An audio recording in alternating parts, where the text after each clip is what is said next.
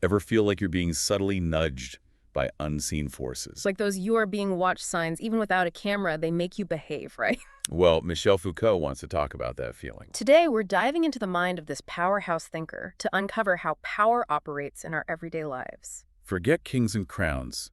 We're going deeper, looking at prisons, schools, even how we talk about things, to see power's sneaky fingerprints everywhere. Foucault is a master at dissecting the mundane. Take prisons, for example. Most people see them as places of punishment, but Foucault saw them as laboratories of power. He argued that they are designed not just to lock people up, but to shape their behavior in a very specific way. So, more like behavior modification centers than just concrete boxes with bars. Exactly. Foucault pointed to the panopticon, a prison design where cells are arranged around a central watchtower. Prisoners can't see inside the tower, so they never know if they're being watched. This constant potential for observation, Foucault argued, creates a powerful sense of self-discipline. It's like always assuming there's a camera on you, even when there might not be. And that's where it gets really interesting, this idea that we internalize these systems of control. It's not just about being watched, it's about feeling watched and then changing how we act because of it. Precisely. Think about how social media plays on this. We might censor ourselves or project a certain image online because we're aware of the potential for scrutiny. This self-monitoring, Foucault would argue, is a direct result of what he called disciplinary power, a force that shapes our actions by playing on our awareness of being observed or potentially observed. Okay, so we've gone from prisons to Instagram in a matter of minutes, proof that Foucault's ideas are anything but irrelevant. But how does knowledge fit into all of this? It seems like a bit of a leap, but I'm guessing he saw a connection between power and what we believe to be true. Absolutely. Foucault argued that knowledge isn't just some neutral reflection of reality. It's actually a tool of power. He believed that the way we talk about things, the categories we use, even the questions we ask, are all shaped by power relations. He called this web of language and categorization discourse, and argued that it plays a powerful role in shaping what we think and how we act. Can you give me a concrete example of that? How can something as simple as language be a tool of power? Let's take how we talk about crime. Instead of simply describing acts, we label people as criminals, deviants, even dangerous. Foucault argued these labels aren't objective truths, but tools used to justify the justice system's authority. So it's like the system creates the very language it uses to control people. Define someone as a criminal, and suddenly any action they take can be viewed through that lens, justifying stricter laws, more surveillance, that kind of thing. Precisely. This is what Foucault called criminological discourse. It's not about finding truth, but about controlling the narrative around crime to increase the system's own power. Okay, that is seriously making me rethink everything I thought I knew about, well, knowledge itself. This discourse thing is everywhere once you start looking for it. But where does sexuality fit into all of this? It seems like a bit of a jump from prisons and language, but knowing Foucault, I'm sure there's a method to his madness. You're right to trust there's a method. Foucault argued that even something as seemingly personal as sexuality is shaped by power structures. He claimed the very idea of sexuality is a modern invention, a product of how power operates rather than some natural inherent thing. Wait, he's saying that sexuality is a construct? That's a pretty bold claim. How did he even arrive at that? He traced it back to the practices of the Christian church. The church's obsession with confession, particularly about sexual desires, put a huge focus on this area of life. This, Foucault argued, created a framework for controlling people by making them scrutinize and regulate their own desires. So the very act of trying to repress sexuality by making people confess and categorize their desires actually brought it into sharper focus and inadvertently created the thing it was trying to control. And this focus on sexuality didn't disappear with the decline of the church. It was taken up by other institutions, science, medicine, psychology, each with their own ways of defining and categorizing what was normal and abnormal when it came to sex. So it's like this idea of sexuality became a moving target. Every time one authority loosened its grip, another was ready to grab hold and exert its own form of control. Precisely. Foucault wants us to see how these categories, heterosexual, homosexual, bisexual, aren't neutral descriptions. They're tools that can be used to control and categorize people. This is all starting to feel very mind-blowing. We've gone from prisons to knowledge to sexuality, and in each one, Foucault sees this web of power operating in subtle, often invisible ways. And he doesn't stop there. Foucault also challenges the traditional role of intellectuals in all of this. He believed they have a responsibility to do more than just observe and analyze. They should actively challenge power structures and seek alternative ways of understanding the world. So instead of just being academics in ivory towers, intellectuals should be more like, what? Activists. Revolutionaries. It's not necessarily about storming the barricades, though it could be.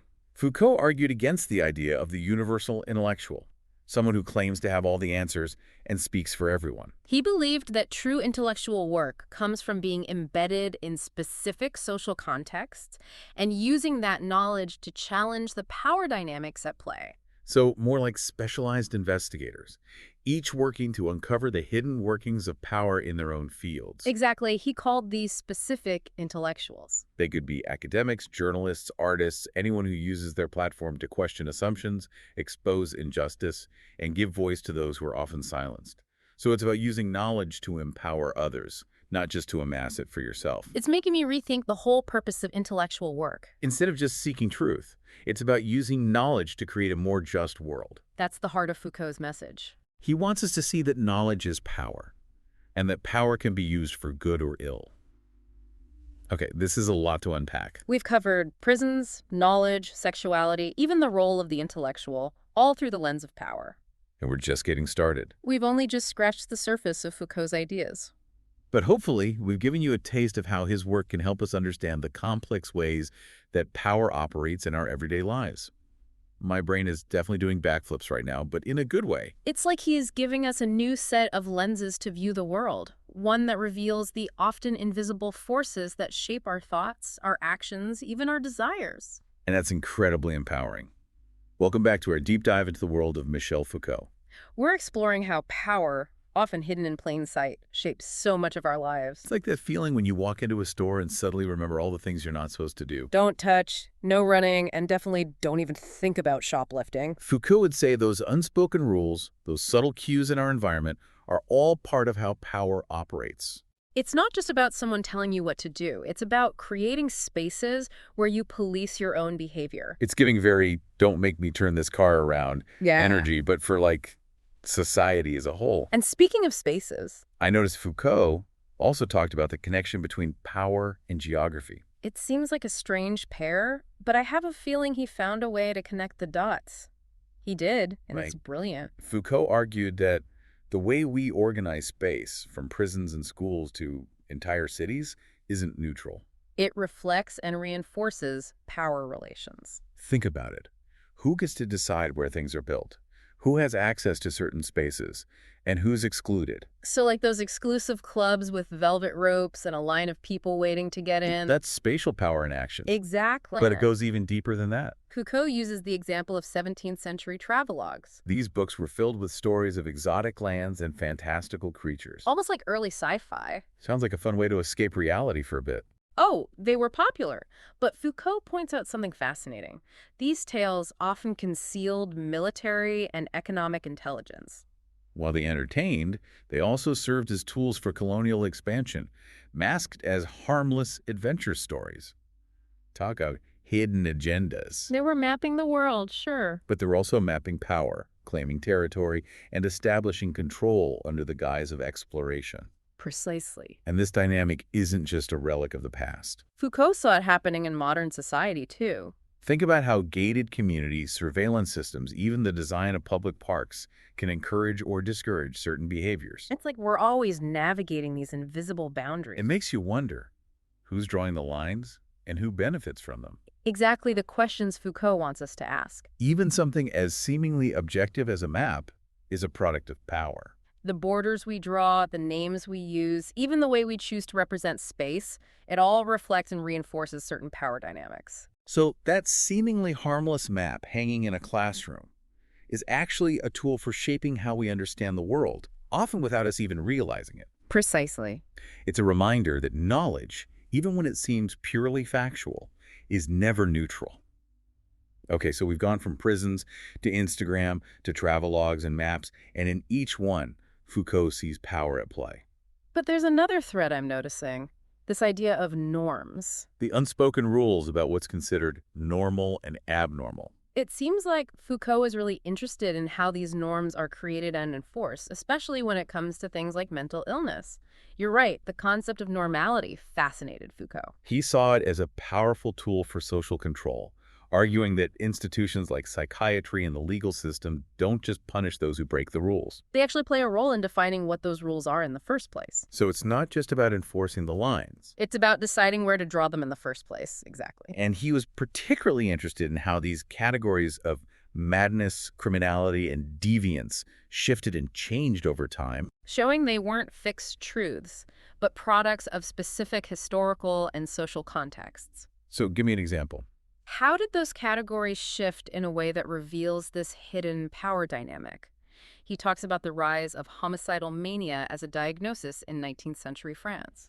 This label was used to explain violent acts. Especially when the perpetrator didn't seem to have a clear motive. So instead of saying, we don't understand why this person acted this way. They created a new category to explain it. Exactly. Foucault argued that this new diagnosis of homicidal mania wasn't just a neutral medical observation. It served a very specific function within the power dynamics of the legal system. Because even if they didn't understand the motive, they could still punish the person by saying they were suffering from this mania. Precisely. It allowed the system to maintain order and control, even when faced with behavior that didn't fit neatly into their existing categories. And this highlights how these categories of normality and abnormality aren't just about individual behavior. They're about maintaining social order, justifying the use of power, and reinforcing the authority of institutions. This is making me think about how we talk about mental health today. The categories have changed, but there's still this power dynamic at play. Who gets to decide what's normal, what's healthy, and who needs to be fixed? That's a great observation. Foucault's work encourages us to be critical of these categories. To ask who benefits from them and who might be marginalized or excluded as a result. It's about questioning everything, even those things that seem like common sense or objective truths. Because often, those are the areas where power is operating most effectively, shaping our understanding of the world without us even realizing it. Welcome back to our deep dive into the mind of Michel Foucault. We've been uncovering how power operates in subtle, often invisible ways, shaping our thoughts, our actions, even our very identities. And we've seen how Foucault challenges us to look beyond the obvious, to question the assumptions that underlie our understanding of the world. It's like he's saying, don't take anything at face value. But that leaves us with a question. How do we actually use this knowledge? How can we apply Foucault's ideas to the challenges we face today? That's the real challenge, and one that Foucault wouldn't offer a simple answer to. He'd encourage you to look at the specific power dynamics in your own life, to think critically about how they're shaping your experiences. So it's not just about understanding these power structures. It's about being aware of how they're affecting us personally. Precisely. Take his work on sexuality, for example. He argued that the very categories we use to understand our sexual identities, heterosexual, homosexual, bisexual, are themselves products of power. So he's not saying these categories are meaningless, but that we should be aware of how they were created and how they're used to shape our understanding of ourselves and others. Exactly. Foucault would want you to ask, how did these categories come to be? Who benefits from them and who is marginalized or excluded as a result? It's like those categories aren't just descriptive, they're also prescriptive. They tell us not only who we are, but also who we should be. And that's the point. Foucault would say that true liberation comes from questioning these categories. From recognizing their limitations and from imagining new ways of being that go beyond the confines of these predefined identities. So it's not just about fighting for equality within existing power structures, but about challenging the very foundations of those structures and imagining new possibilities. Exactly. Foucault was deeply skeptical of any system that claimed to offer a universal truth or a singular path to liberation. He believed that real change happens when we start questioning the truths we've been told and creating new spaces for knowledge, freedom, and self-expression. That's a pretty radical vision. It's not about overthrowing one power structure and replacing it with another, but about constantly challenging, questioning, and reimagining the ways power operates in our lives. And that's why Foucault's work remains so relevant today. He offers us a toolkit for critical thinking, a way of seeing the world that allows us to recognize the subtle workings of power and to resist those forces that seek to limit our freedom, our knowledge, and our potential. So what's the one thing you want our listeners to take away from this deep dive into Foucault's work? I think the most important takeaway is this. Don't be afraid to question everything, Question the assumptions you hold, the categories you use, the systems you inhabit. because the more you question, the more you see, and the more you see, the more empowered you are to create change. That's a great note to end on. Question everything, challenge assumptions, and never stop learning. Thanks for joining us on this deep dive into the work of Michel Foucault. We hope it's left you feeling inspired, challenged, and maybe just a little bit more aware of the complex power dynamics that shape our world.